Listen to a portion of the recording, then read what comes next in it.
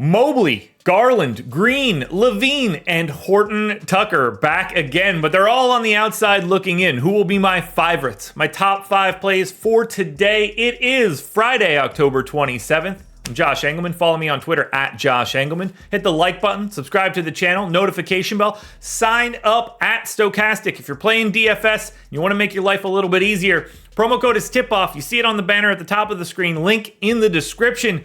You get 20% off projections, ownership, boom, bust. You get our Sims tool. Best tool you're going to find on the market. Simulate your lineups against themselves up to 5,000. All happens very, very quickly.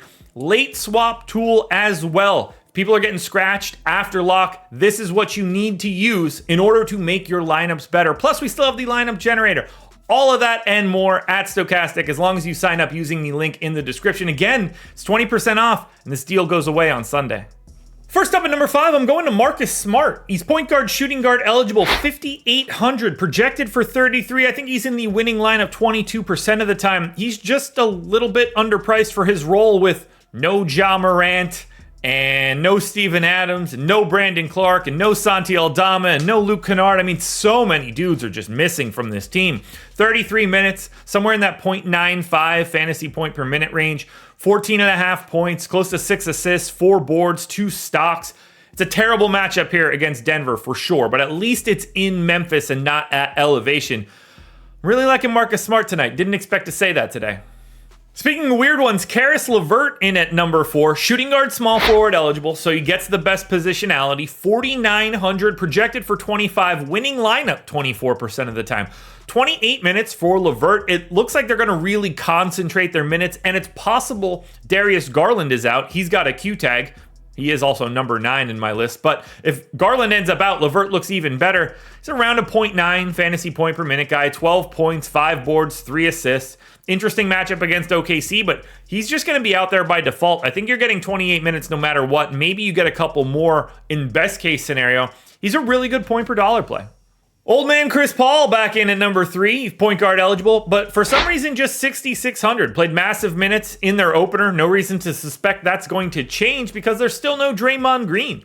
38 fantasy point projection, 25% chance to be in the winning lineup, 33 minutes for Paul, 16 points, just shy of 9 assists, 4.5 boards, and 2 stocks. Matchup against Sacramento, this is the highest paced game on the slate. And at 6,600 for Paul, I think it's a fantastic opportunity to still get him. This price is going to rise shortly.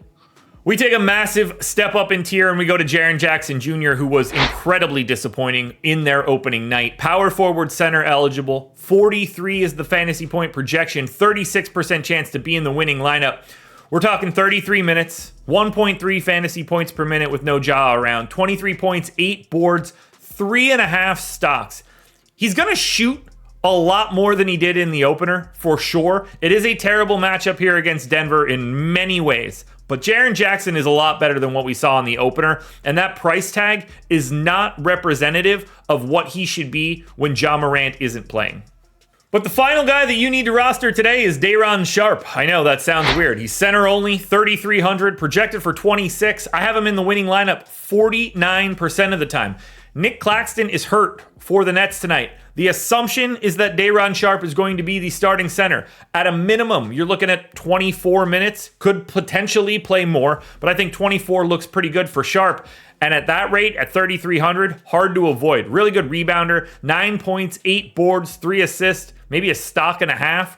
Decent spot against Dallas, who don't really run out ultra true big men. You have Derek Lively for sure. That's a rookie big man. They started Maxi Kleber in their opener. If Day'Ron Sharpe is the starting center for the Brooklyn Nets tonight, then he is very clearly the number 1 play for today. Alrighty, folks, that will do it. Those are my NBA DFS contenders on DraftKings for Friday, October 27th. FanDuel version around here somewhere, so check it out. Good luck, everybody. Win some money. Enjoy your weekend. I will be back again on Monday for another edition of the Contenders.